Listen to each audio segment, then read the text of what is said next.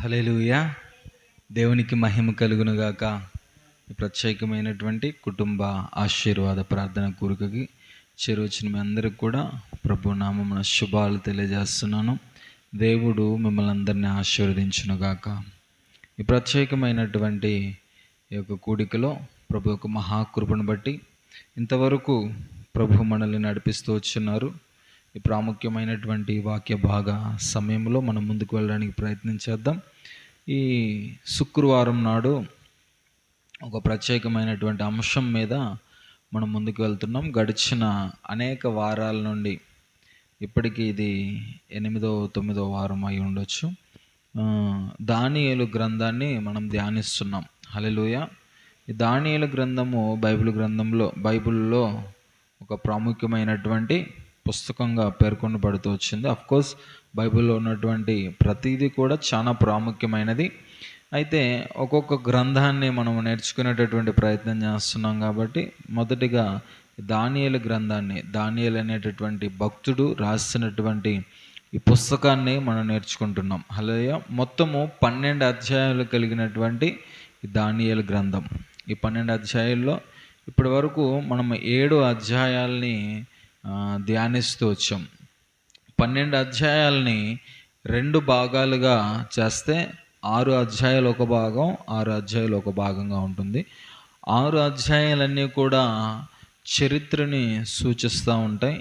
మిగిలిన 6 అధ్యాయాలన్నీ కూడా ప్రవచనాన్ని సూచిస్తూ ఉంటాయి. అంటే 6 అధ్యాయాలు జరిగినటువంటి సందర్భాలు, మిగిలిన 6 అధ్యాయాల్లో కొన్ని ప్రాముఖ్యమైనటువంటి సందర్భాలు ప్రవచనాలు అన్నమాట. జరగాల్సినటువంటి విషయాలు ఈ యొక్క గ్రంథంలో దానియేలు పేర్కొంటూ వచ్చాడు. ఈరోజు మనం 8వ అధ్యాయాన్ని నేర్చుకోవడానికి ప్రయత్నం చేద్దాం. హల్లెలూయా. 8వ అధ్యాయము ప్రారంభం నుండి నేను చదువుతున్నాను, జాగ్రత్తగా ఆలకించడానికి ప్రయత్నం చేయండి. రాజుకు బెల్షస్సరు ప్రభుత్వము 3వ సంవత్సరమందు దానియేలును నాకు కలిగిన మొదటి దర్శనము గాక మరొక దర్శనము కలిగెను. హల్లెలూయా. రాజుకు బెల్షస్సరు ప్రభుత్వం 3వ సంవత్సరం. ఒకసారి మనం 7వ అధ్యాయాన్ని చూసుకుంటే అక్కడ బబులోను రాజుకు బెల్షస్సరు యొక్క పరిపాలనలో మొదటి సంవత్సరంలో దానియేలుకి ఒక దర్శనం వచ్చింది. అది పోయిన వారం మనం నేర్చుకుంటూ వచ్చాం. మీకు తెలియదు, ఎందుకంటే మీరు ఎవరు రాలే పోయిన వారం కదా. ఒకసారి దాన్ని మామూలుగా నేను వివరించి నేను చెప్తాను. 7వ అధ్యాయంలో దానియేలు దర్శనం చూస్తున్నాడు. దానియేలు దర్శనం చూస్తూ ఉంటే ఆయన ఒక సముద్రాన్ని చూస్తున్నాడంట. ఒకసారి ఆ మాటలు చదువుతాను చూడండి. 2వ వచనం. దానియేలు వివరించి చెప్పినది ఏమనగా, రాత్రి యందు దర్శనములు కలిగినప్పుడు నేను తేరి చూచుచుండగా ఆకాశపు నలుదిక్కుల నుండి సముద్రం మీద గాలి విసురుట నాకు కనబడెను. అప్పుడు 4 మిక్కిలి గొప్ప జంతువులు మహాసముద్రములో నుండి పైకెక్కెను. ఆ జంతువులు ఒకదానికొకటి భిన్నములై ఉండెను. దానియేలు దర్శనం చూస్తున్నాడంట. 7వ అధ్యాయంలో మొదటి దర్శనం. ఈ దర్శనంలో ఆయన ఏం చూస్తున్నాడంట? తేరి చూస్తున్నాడంట. రాత్రి అందు తేరి చూస్తున్నప్పుడు ఆకాశపు నలుదిక్కుల నుండి సముద్రం మీద గాలి విసిరిందంట. సముద్రం మీద గాలి విసిరినప్పుడు సముద్రంలో నుండి 4 మిక్కిలి గొప్ప జంతువులు ఆ మహాసముద్రంలో నుండి పైకెక్కాయంట. మహాసముద్రంలో నుండి జంతువులు పైకి వస్తున్నాయంట. అవి ఒకదానికొకటి చాలా భిన్నంగా ఉన్నాయంట. అవి ఎంత భిన్నంగా ఉన్నాయో ఇక్కడ దానియేలు రాస్తున్నాడు. మొదటిది సింహాన్ని పోలి ఉందంట. మొదటిది ఎలాగా ఉంది? చూడ్డానికి సింహంగా ఉంది, కానీ దానికి పక్షిరాజు రెక్కల వంటి రెక్కలు ఉన్నాయంట. సింహానికి ఏమున్నాయి? పక్షిరాజు వంటి రెక్కలు ఉన్నాయంట. ఈయన చూస్తుండగానే, అంటే ఇలాగా ఆ నీటిలో నుండి సింహం బయటకు వచ్చింది, దానికి పక్షిరాజు వంటి రెక్కలు ఉన్నాయి. ఈయన చూస్తుండగానే ఆ రెక్కలు ఏమైపోయాయంట? తీయబడ్డాయంట. అంటే మాయమైపోతూ వచ్చాయి, తీయబడుతూ వచ్చాయి అన్నమాట.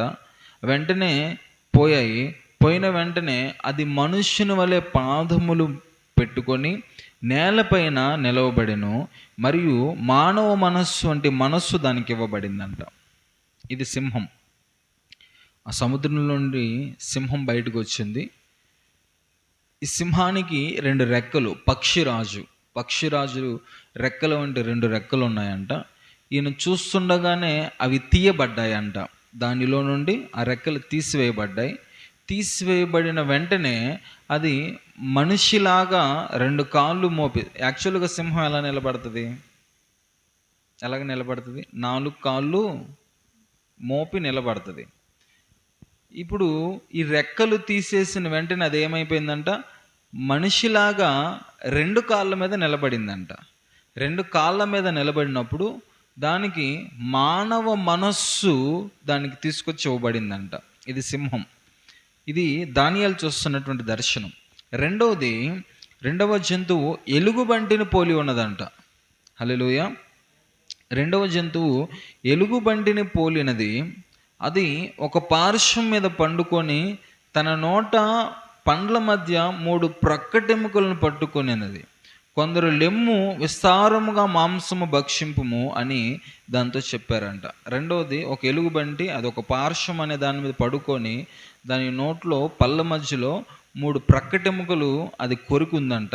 దాంతో కొద్దిమంది చెప్తున్నారంట, వెళ్ళి బాగా తిను, విస్తారంగా మాంసము భక్షించు అంటే తిను అనేసి దాంతో చెప్తున్నారంట. ఇది 2వ జంతువు.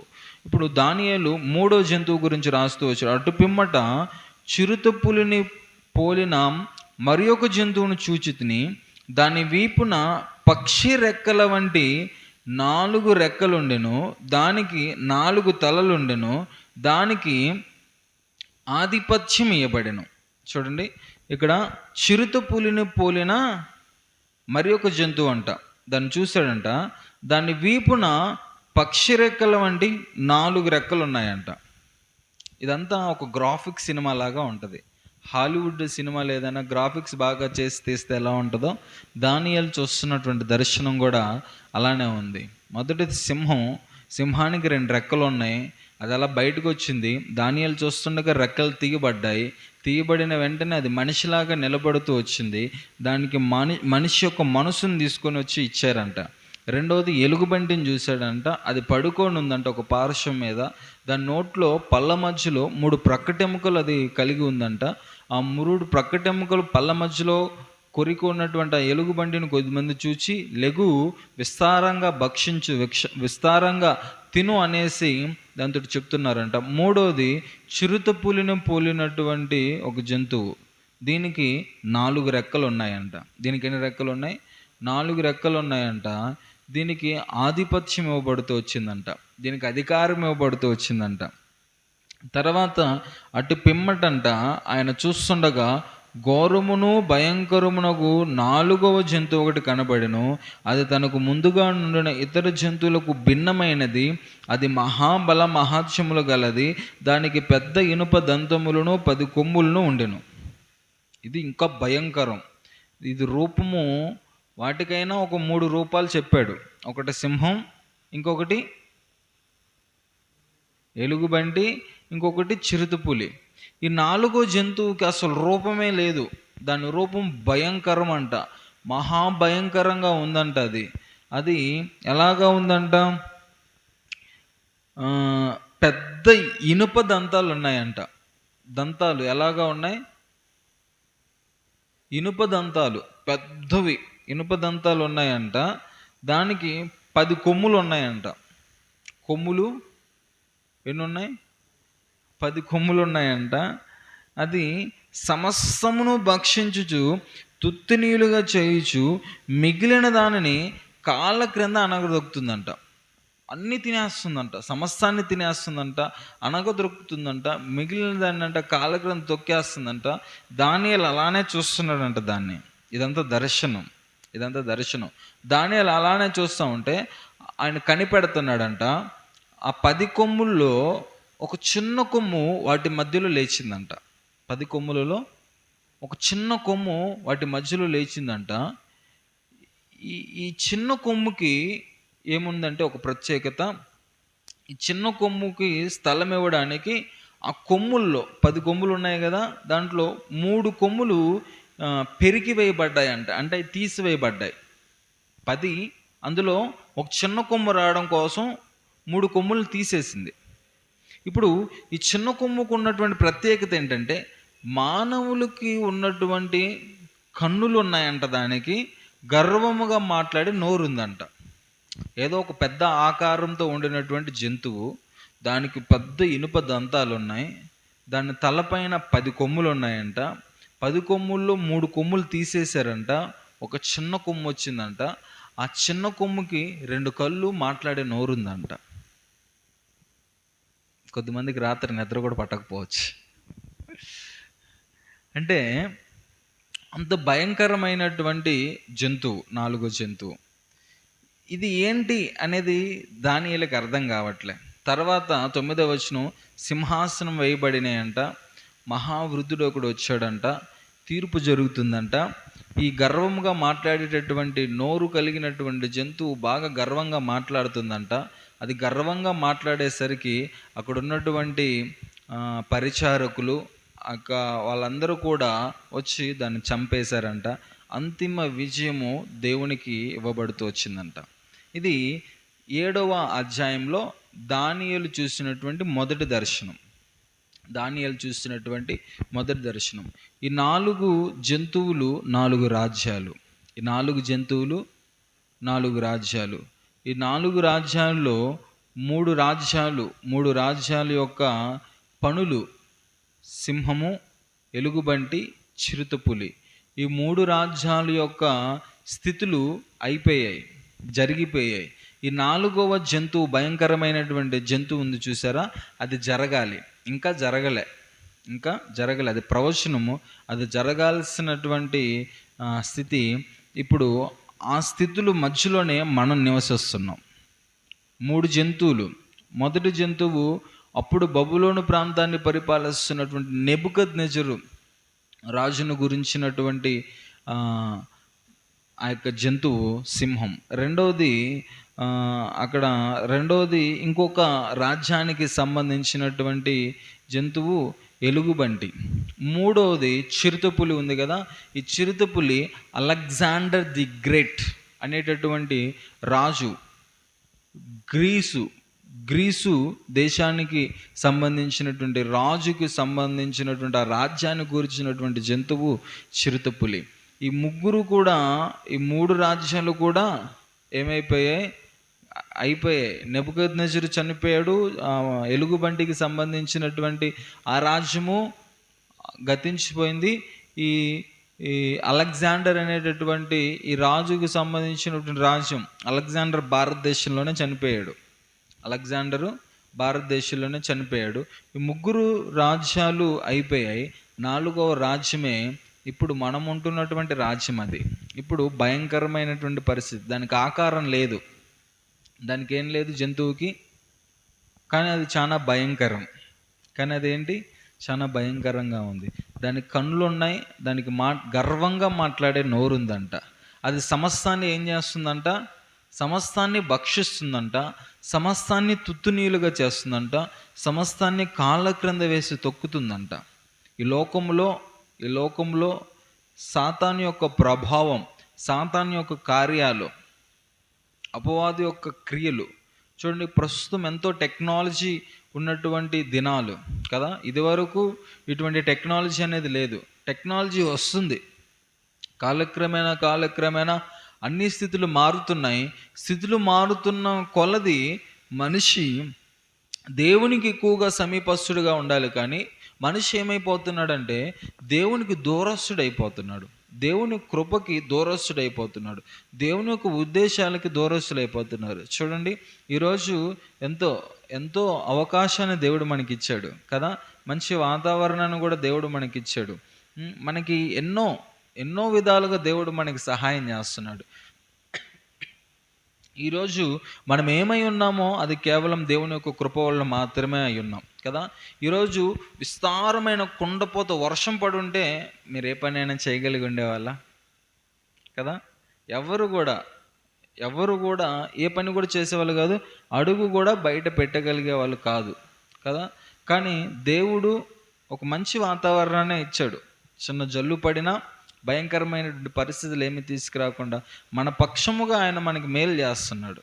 కానీ చూడండి, దేవుడు మనకి ఎంత సహాయం చేస్తున్నా మనిషి తాను ఏర్పరుచుకున్నటువంటి, తాను తలస్తున్నటువంటి, తాను కోరుకుంటున్నటువంటి పరిస్థితులకి సమీపస్తుడిగా అయిపోతూ పనుల భారాన్ని పెంచుకుంటూ పని డబ్బు ఆశలు, శరీర కోరికలు, శరీరం సుఖంగా ఉండడం కొరకు కదా, ఒక గంట సేపు దేవుని సన్నిధిలో గడపడానికి అవకాశం 10 అడుగులు వేస్తే దేవుని సన్నిధి ఉన్నంత దూరంలో ఉన్నటువంటి వ్యక్తులు కూడా దేవుని సన్నిధికి రాలేకపోతున్నారు ఈరోజు.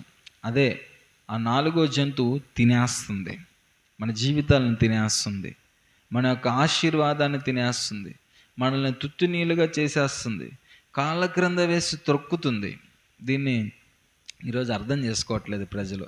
అర్థం చేసుకోకుండా దేవునికి దూరస్తులైపోతున్నారు. మనకు అవకాశం కుదిరితే కాదు దేవుడు, అంతే అంటారా? మనకు అవకాశం కుదిరితేనేనా దేవుడు? కాదు. మనకు అవకాశం కుదిరినా కుదరకపోయినా దేవుణ్ణి మనం ఆరాధించాలి, దేవుణ్ణి మనం స్తుతించాలి, దేవుణ్ణి మహింపరచాలి. అప్పుడే మనం నిజమైనటువంటి క్రైస్తవులం. నీకు బాధ ఉంటేనే నువ్వు దేవుని దగ్గరకు వస్తే నీ బాధ కొరకు కాదు దేవుడు ఉన్నది నీ కొరకు. దేవుడు ఆయన కొరకు నిన్ను సృజించాడు కదా. దాన్ని ఈరోజు మనుషులు మర్చిపోతున్నారు. ఆ 4వ జంతువు ప్రస్తుతం ఉన్నటువంటి ఈ సమయాల్లో మనుషులందరినీ కూడా తినివేస్తుంది. అయితే అంతిమ విజయము దేవునిదే. దానియేలు చూస్తున్నటువంటి దర్శనం, అంతిమ విజయం ఎవరిది? దేవునిది. ఆడు నోరు వాణ్ణి చంపేసినట్లుగా తర్వాత మనం చూస్తూ ఉంటాం. అయితే అది 7వ అధ్యాయము. ఈరోజు చాలా ప్రాముఖ్యంగా 8వ అధ్యాయాన్ని మనం నేర్చుకోవడానికి ప్రయత్నం చేద్దాం. ఒక 25 నిమిషాల పాటు మనము దేవుని యొక్క వాక్యాన్ని వినడానికి ప్రయత్నం చేద్దాము. 8వ అధ్యాయం ప్రారంభం చూడండి. రాజుకు బెల్షస్సరు ప్రభుత్వం 3వ సంవత్సరమందు దానియేలును నాకు మొదట కలిగిన దర్శనము గాక మరొక దర్శనం కలిగెను. నేను దర్శనం చూచుచున్నప్పుడు నేను ఏలామను ప్రదేశ సంబంధముగు షూషను పట్టణపు నగరులో ఉండగా దర్శనము నాకు కలిగెను. నేను ఓలయియను నది ప్రక్కన ఉన్నట్టు నాకు దర్శనం కలిగెను. నేను కన్నులెత్తి చూడగా ఒక పొట్టేలు ఆ నది ప్రక్కన నిలిచి ఉండెను. దానికి 2 కొమ్ములు. ఆ కొమ్ములు ఎత్తైనవి కానీ ఒకటి రెండవ దానికంటే ఎత్తుగా ఉండెను. ఎత్తుగలది దానికి తర్వాత మొలిచినది. హల్లెలూయా. సింపుల్గా మీకు అర్థమయ్యేలాగా నేను వివరించడానికి ప్రయత్నం చేస్తాను. దానియేలు ఫస్ట్ ఒక దర్శనం చూశాడు, ఇప్పుడు 2వ దర్శనం చూస్తున్నాడు. ఎప్పుడంటే బెల్షస్సర్ అనేటటువంటి రాజు 3వ సంవత్సరం పరిపాలనలో, ఆయన అప్పటికి రాజు అయ్యి 3 సంవత్సరాలు అయింది. ఆ 3వ సంవత్సరంలో ఈయన చూస్తున్నటువంటి దర్శనం ఏంటంటే ఏలాము అనేటటువంటి ప్రదేశ సంబంధముగు షూషను పట్టణములో ఆ నగరులో ఉండగా దర్శనము ఆయనకు కలిగిందంట. ఏంటి ఆ దర్శనం అంటే, ఆయన ఓలాయి, ఏంటది? ఓలాయి అనేటటువంటి నది పేరేంటి? ఓలాయి ఓకే, మనకు గోదావరి నది ఉంది కదా, అలానే ఉలాయి అనేటటువంటి నది. ఈ ఉలాయి అనేటటువంటి నది ప్రక్కన ఆయన ఉన్నట్టు ఆయనకి దర్శనం కలిగిందంట. ఈ కలిగినటువంటి దర్శనంలో ఆయన కన్నులెత్తి చూసినప్పుడు ఒక పొట్టేలు, ఏంటది? ఒక పొట్టేలు ఆ నది ప్రక్కన నిలిచి ఉండేనంట. దానికి 2 కొమ్ములు ఉన్నాయంట. పొట్టేలుకి ఎన్ని కొమ్ములు ఉన్నాయి? 2 కొమ్ములు ఉన్నాయి. ఆ కొమ్ములు ఎత్తైనవంట. ఎలాగున్నాయి? ఎత్తైనటువంటి కొమ్ములంట. కానీ ఒకటి రెండవ దానికంటే ఎత్తుగా ఉందంట. యాక్చువల్గా 2 కొమ్ములు సమానంగా ఉంటాయి. పొట్టేళ్ళు నేను చూసినంత మటుకు, పెద్దగా నాకు కూడా తెలియదు, గొర్రె పొట్టేలు అన్నమాట. పొట్టేలుకి 2 కొమ్ములు. యాక్చువల్గా పొట్టేలుకి ఎటు ఉంటాయి కొమ్ములు? ఎటువైపు ఉంటాయి? కిందికి తిరిగిపోయి ఉంటాయి కదా. దీనికి ఎత్తుగా పైకి ఉన్నాయంట కొమ్ములు. మరి నేను అంత అబ్జర్వ్ చేయలేదు, ఎప్పుడు చూడలేదు. అయితే ఇలాగ రౌండ్ తిరిగి ఉంటాయి, ఇప్పుడు ఒక షేప్లో నుండి ఇలాగ వచ్చి ఉంటాయి. అయితే ఇవి ఎత్తుగా ఉన్నాయంట. ఇందులో ఒక కొమ్ము ముందుడు దానికంటే ఎత్తుగా ఉందంట. ఇది పొట్టేలు. అయితే ఇంకో 2 వచనాలు చదివి నేను మీకు వివరించడానికి ప్రయత్నం చేస్తాను. ఆ పొట్టేలు కొమ్ముతో పశ్చిమముగాను ఉత్తరముగాను దక్షిణముగాను పొడుచుచుండుట చూచితిని. ఇట్లు జరుగుగా దానిని ఎదిరించుటకైనను అది పట్టకుండా తప్పించుకొనుటకైనను ఏ జంతువునకును శక్తి లేకపోయిను. అది తనకిష్టమైనట్టుగా జరిగించుచు బలము చూపుచు వచ్చును. ఈ పొట్టేలు ఏం చేస్తుందంట? 3 దిక్కులు. ఒకటి ఏంటి? పశ్చిమం. పశ్చిమం అంటే పడమర. తూర్పు, పడమర. తూర్పు వెళ్ళట్లే. ఎటు వెళ్తుంది? పడమర వెళ్తుంది, ఉత్తరం వెళ్తుంది, దక్షిణం వెళ్తుంది. ఈ 3 వైపులా ఇదేం చేస్తుందంట? విస్తారంగా దాని బలాన్ని చూపిస్తూ, దాని బలాన్ని ప్రదర్శిస్తూ అన్నిటిని కొట్టుకొని వెళ్ళిపోతుందంట. అన్నిటినీ కొట్టుకొని చంపుకొని వెళ్ళిపోతుందంట. అయితే అలాగా జరుగుతుంది. దాన్ని ఎవ్వరు కూడా కంట్రోల్ చేయలేకపోతున్నారు. ఇప్పుడు దానియేలు ఆలోచిస్తున్నాడంట. ఆయన ఈ సంగతి ఆలోచించుచుండగా, 5వ వచనం, ఆలోచించుచుండగా ఒక మేకపోతు పడమట నుండి వచ్చి కాళ్ళు నేల మోపకుండా భూమి అందంతటా పరుగులెత్తును. దాని 2 కన్నుల మధ్యన ఒక ప్రసిద్ధమైన కొమ్ముండెను. ఈ మేకపోతు నేను నది ప్రక్కను నిలుచుట చూచిన 2 కొమ్ములు గల పొట్టేలు సమీపమునకు వచ్చి భయంకరమైన కోపముతోనూ బలముతోనూ దాని మీదకి ఢీకొని వచ్చెను. హల్లెలూయా. దానియేలు చూస్తున్నటువంటి రెండో దర్శనంలో 2 జంతువులు కనిపిస్తున్నాయి. రెండో దర్శనంలో ఎన్ని జంతువులు? 2 జంతువులు. మొదటి దర్శనంలో ఎన్ని? 4. మొదటి దర్శనంలో 4 జంతువులు కనిపిస్తున్నాయి. 4 జంతువులు కూడా క్రూరమైనటువంటి మృగాలే. ఇప్పుడు ఈ 2 జంతువులు ఏంటి? జనరల్గా సాధువులు ఇవి కదా. మేకలు, గొర్రె పొట్టేలు అనేవి సింహాన్ని పెంచుకుంటామా? మనిషి సింహాన్ని పెంచుకోడుగా. ఎలుగుబంటిని మీరేమైనా పెంచారా ఎప్పుడైనా? లేదు. చిరుతపుల్ని, గొర్రెల్ని పెంచుతారు, మేకల్ని పెంచుతారు. ఇవి సాధువులు, అంటే మనిషి కంట్రోల్ చేస్తే కంట్రోల్ అయ్యేటటువంటి జంతువులు అనమాట. అవి క్రూర మృగాలు. ఇప్పుడు ఈ జంతువులు దర్శనం చూస్తున్నాడు. ఒకటి పొట్టేలు. ఈ పొట్టేలుకి 2 కొమ్ములు ఉన్నాయి. అందులో ఒకటి ఎత్తుగా ఉంది, 2 ఎత్తుగా ఉన్నాయి. రెండిట్లో ఒకటి చాలా పొడవుగా ఉంది. ఇదేం చేస్తుందంట? పడమర, ఉత్తరం, దక్షిణం అన్నిటిని చంపుకొని వెళ్ళిపోతుంది. అన్నిటిపైన విజయాన్ని పొందుకొని వెళ్ళిపోతుంది. ఆయన ఇలాగ ఆలోచిస్తున్నప్పుడు పడమర నుండి ఒక మేక వచ్చిందంట. పడమర నుండి ఏమొచ్చింది? మేకపోతు వచ్చిందంట. ఈ మేకపోతు నేల మీద కాలు మోపకుండా, చూడండి అక్కడ వాక్యంలో అదే రాయబడుతూ వచ్చింది,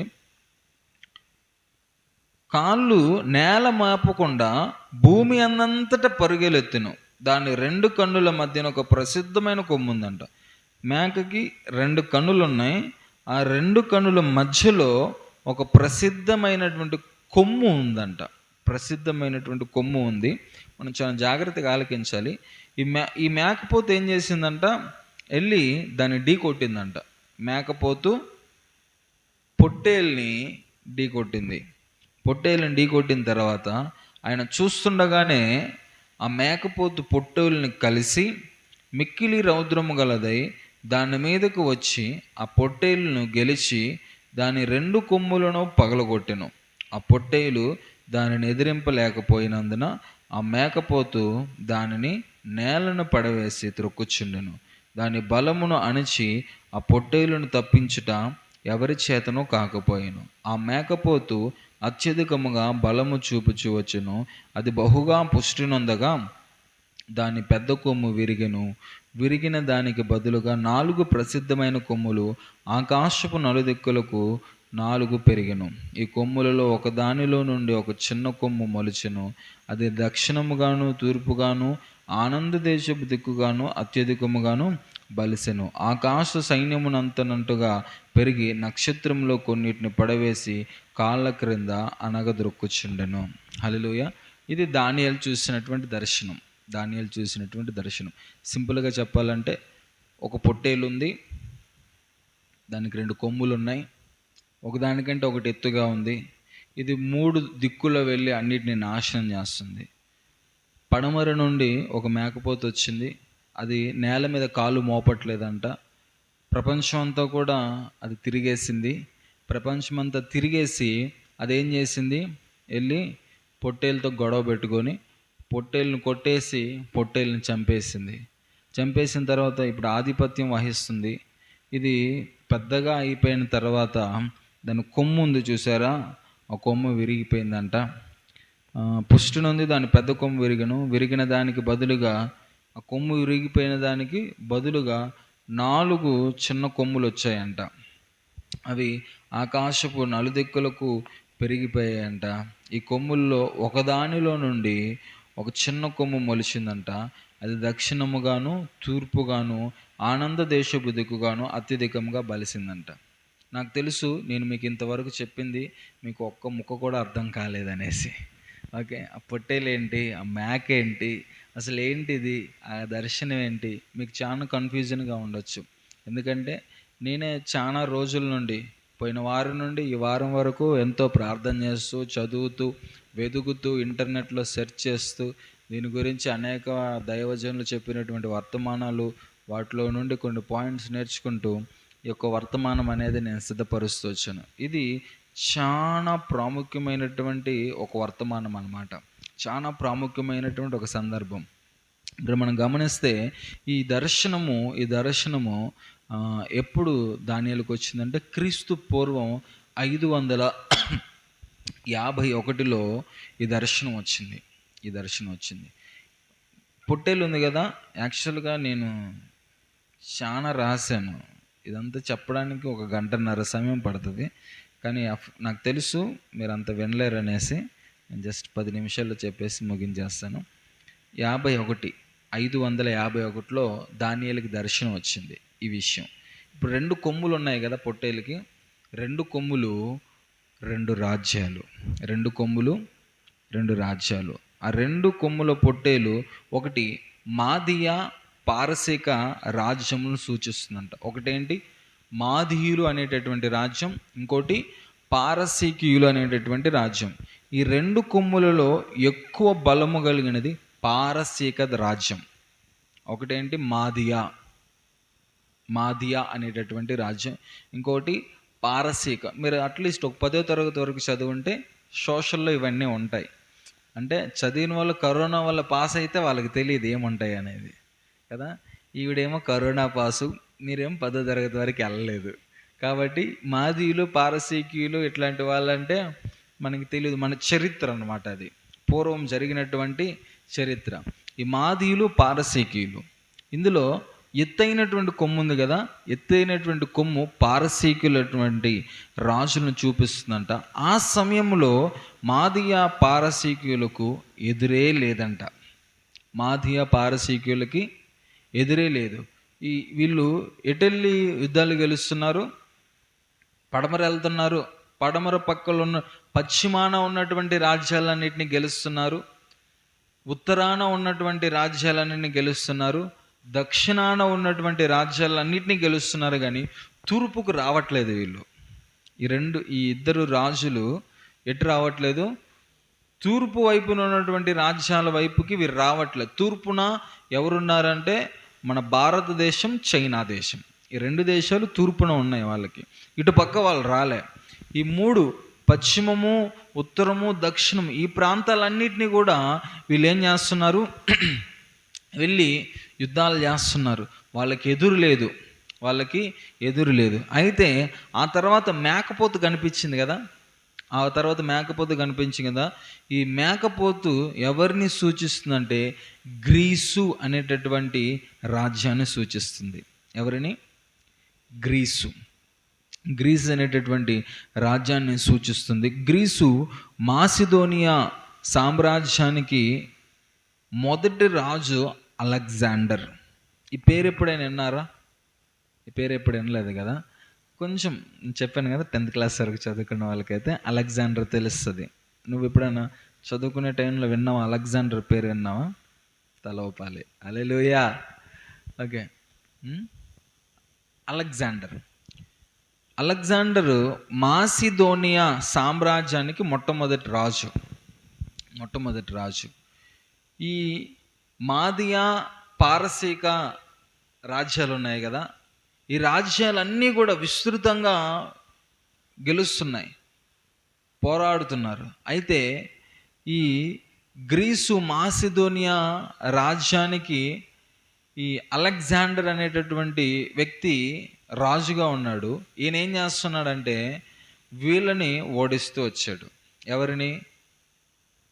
మాదియా పారసీక రాజ్యాలని ఈయన ఓడిస్తూ వచ్చాడు.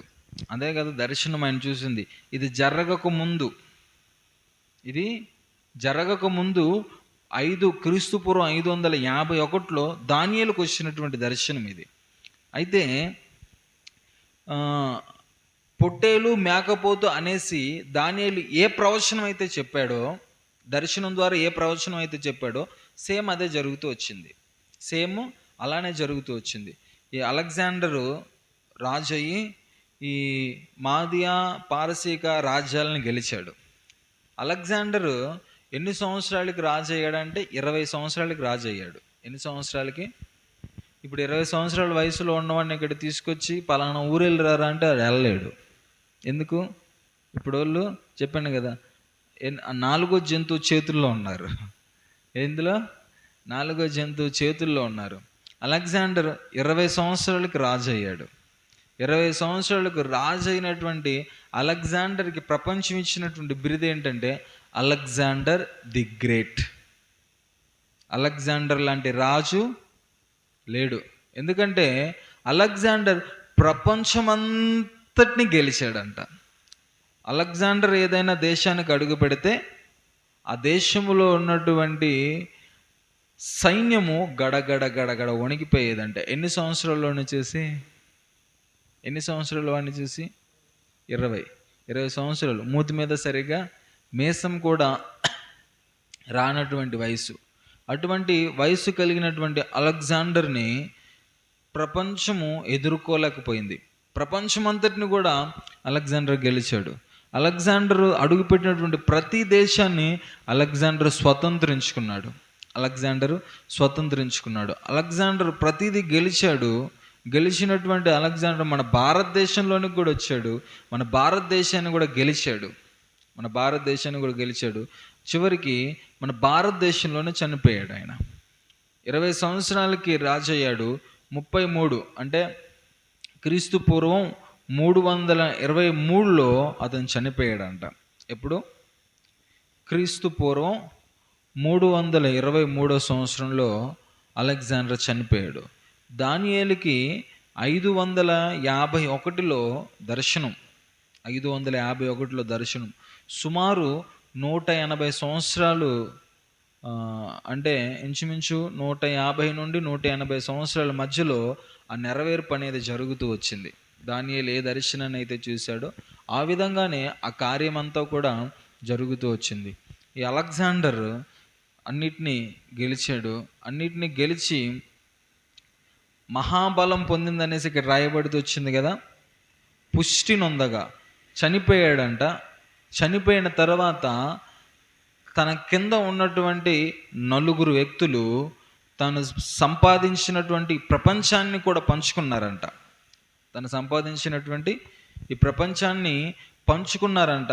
వాళ్ళ పేర్లు చెప్తాను, నాకు తెలిసి అవసరం లేదేమో మీకు వాళ్ళ పేర్లు. పెసౌండర్, లుసిమేకస్, సెలియోకుస్, టొలామి అనేటటువంటి 4. ఈ 4, ఈ పెసౌండర్ అనేటటువంటి వ్యక్తి ఐరోపా అనేటటువంటి ప్రాంతాన్ని స్వతంత్రించుకున్నాడు. ఐరోపాని గెలిచారు వాళ్ళు, దాన్ని స్వతంత్రించుకున్నాడు. లుసిమేకస్ అనేటటువంటి వ్యక్తి చిన్న ఆసియా అనేటటువంటి ఆ ఖండాన్ని ఆయన స్వతంత్రించుకుంటూ వచ్చాడు. తర్వాత సెల్యూకస్ అనేటటువంటి వాడు ఆసియా అంటే మన భారతదేశం, చైనా, ఇవన్నీ కూడా సెల్యూకస్ అనేటటువంటి వాడు పరిపాలన చేస్తూ వచ్చాడు. తర్వాత టొలామీ, ఈజిప్టు, ఆఫ్రికా, నల్లోళ్ళు ఉంటారు కదా, నల్లగా ఉంటారు వాళ్ళు, మళ్ళీ ఈజిప్టు, పెట్రోల్ బంకులు ఇవన్నీ ఉంటాయి చూసారా, వీళ్ళందరినీ కూడా వాడు టొలామీ అనేటటువంటి వ్యక్తి వాడు పరిపాలన చేస్తూ వచ్చాడంట. అయితే ఇప్పుడు ప్రవచనంలో ఏముందంటే చిన్న కొమ్ము ఒకటి వచ్చిందంట. వాళ్ళ నలుగురిలో నుండి, ఆ 4 కొమ్ముల్లో నుండి ఒక చిన్న కొమ్ము వచ్చిందంట. ఆ చిన్న కొమ్మే చాలా భయంకరం. ఆ చిన్న కొమ్మే చాలా భయంకరం. ఆ చిన్న కొమ్ము ఎక్కడి నుండి వచ్చిందంటే సిరియా అనేటటువంటి దేశం నుండి చిన్న కొమ్ము వచ్చింది. అది ఎటు వెళ్తుందంట? తూర్పుగా ఉన్న ఆనంద దేశపు దిక్కుగా అది అత్యధికంగా బలిసిపోయిందంట. ఆనంద దేశం అంటే ఇజ్రాయేలు దేశం. ఆనంద దేశం అంటే ఇజ్రాయేలు దేశం. ఇజ్రాయేలు దేశంలో ఈ సిరియా నుండి, సెల్యూసెట్ వంశం నుండి వచ్చినటువంటి ఈ చిన్న కొమ్ము ఆంటియోకస్ ఎఫెఫనస్.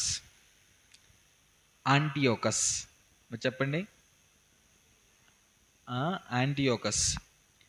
ఈ యాంటియోకస్ అనేటటువంటి వీడు ఏం చేశాడంటే యూదులైనటువంటి వాళ్ళందరినీ కూడా టార్చర్ చేశాడు. యూదులైనటువంటి వాళ్ళందరినీ కూడా, దేవుని ప్రజలందరినీ కూడా ఈ అంతియొకయు అనేటటువంటి తెలుగు పదం, అంతియొకయు అనేసి బైబిల్లో మన మత్తయి సువార్తల వాటిలో కూడా చూస్తూ ఉంటాం. వీడు దేవుని ప్రజలందరినీ కూడా నాశనం చేయడానికి, ధర్మశాస్త్రాన్ని ఫాలో అవుతున్న వాళ్ళందరినీ కూడా అప్పుడే నాశనం చేయడానికి 400 సంవత్సరాలు డార్క్ పీరియడ్ అనేసి ఉంటుంది బైబిల్లో. మలాకి నుండి మత్తయి మధ్యలో 400 సంవత్సరాలు చీకటి. అప్పుడు ప్రవక్తలు ఎవరు లేరు. దేవుని ప్రజలందరినీ కూడా ఈ అంతియోక అనేటటువంటి వాడు ఏం చేశాడంటే చంపేశాడు. చాలా మందిని చంపేశాడు. చాలా మందిని మార్చడానికి ప్రయత్నం చేశాడు అనమాట. ఈ దర్శనాన్ని దానియేలు చూస్తున్నాడు. ఈరోజు మనం నేర్చుకున్నటువంటి ఒక ప్రాముఖ్యమైనటువంటి విషయం ఏంటంటే ఇప్పుడు ఆ మేకపోతు ఉంది కదా, ఆ మేకపోతు ఎవరు? అలెగ్జాండర్. ఈ అలెగ్జాండరే మనం 7వ అధ్యాయంలో చిరుతపులికి 4 రెక్కలు ఉన్నాయి, దానికి అధికారం ఇవ్వబడుతూ వచ్చింది అనేసి చూసాం. ఆ చిరుతపులి, ఈ మేకపోతు 2 అలెగ్జాండర్ అనేటటువంటి వ్యక్తి. ఈ అలెగ్జాండర్ అనేటటువంటి వ్యక్తి దేవుడు తనకి విజయాన్ని అనుగ్రహించేసరికి ప్రపంచమంతటిని గెలిచాడు. చిన్న వయసులో 13 సంవత్సరాల్లోనే, 20 సంవత్సరంలో రాజయ్యాడు, 33 సంవత్సరాలకు చనిపోయాడు. 20 సంవత్సరాలకు రాజయ్యాడు, 33 సంవత్సరాలకు చనిపోయాడు. 13 ఏళ్లలో ప్రపంచం అంతటిని గెలిచాడు. 13 ఏళ్లలో ప్రపంచమంతా కూడా ఆయన ఏం చేశాడు? తిరిగాడు, గెలిచాడు. చివరికి ఆయన ఎక్కడికి పరలోకానికి కూడా మార్గం ఉంటే నేను అక్కడికి కూడా వెళ్ళి గెలుస్తాను, అక్కడికి కూడా యుద్ధం చేస్తాను. నేను ఇంకా యుద్ధం చేయడానికి మనుషులే లేరా, నేను యుద్ధం చేయడానికి ఇంకా రాజ్యాలే లేవా అనేసి ఏడుస్తున్నాడంట. అయితే తను బాగా గర్వించాడు. అంత బాగా గర్వించి ప్రపంచాన్నంతటిని కూడా గెలిచినటువంటి అలెగ్జాండర్ చిన్న దోమ కొడితే చచ్చిపోయాడు. ప్రపంచంలో ఏ వ్యక్తి కూడా అలెగ్జాండర్ని చంపలేకపోయాడు. కానీ ఒక చిన్న దోమ చంపేసింది. చిన్న దోమ అలెగ్జాండర్ని కుట్టింది. మలేరియా అనేటటువంటి జ్వరం వచ్చింది. ఇప్పుడు మలేరియా వస్తే హాస్పిటల్కి వెళ్ళి ఇంజెక్షన్ చేస్తే తగ్గిపోయేది. కానీ అప్పుడు మలేరియాకి మందు కనిపెట్టలేదు కాబట్టి మలేరియా వచ్చి అలెగ్జాండర్ చనిపోయాడు. దేవుడు దీంట్లో నుండి మనకి నేర్పిస్తున్నటువంటి ఒక నీతి ఏంటి? యాక్చువల్గా అది దర్శనం, అది చరిత్ర. అయితే దాంట్లో నుండి మనం నేర్చుకోవాల్సింది ఏంటంటే మనము ఎంత ఉన్నతమైనటువంటి స్థితిలోనికి వెళ్ళినా, మనము ఎంత కలిగి ఉన్నా, అదంతా దేవుడు మనకి ఉచితంగా అనుగ్రహించినటువంటి కృప ద్వారా మాత్రమే. హల్లెలూయా. ఈరోజు మనం ఎంత భూమి కలిగి ఉన్నా, ఈరోజు మనం ఎంత వ్యవసాయం చేస్తున్నాం, ఈరోజు మనం ఎంత కష్టపడుతున్నాం, అది దేవుడు మనకిస్తేనే. మనం ఎంత అందంగా ఉన్నా, ఎంత డబ్బు సంపాదించినా, ఎంత బాగా మాట్లాడగలిగినటువంటి వ్యక్తులమైనా, ఎంత పలుకుబడి కలిగినటువంటి వ్యక్తులమైనా, మనం దేన్ని బట్టి కూడా దేవుని నిర్లక్ష్యము చేయక, దేవుడే మనకు అన్నీ ఇచ్చున్నాడు అనేసి మనం గుర్తెరిగి దేవుని మహిమపరిచే వ్యక్తులుగా మనం ముందుముగాక. ఆమేన్. హల్లెలూయా. దేవుడి మాటలు మన వెనుకల్లో ఫలభరితంగా మార్చునుగాక. ఆమేన్. ప్రార్థన చేసుకుందాం. అందరం మోకరిద్దాం.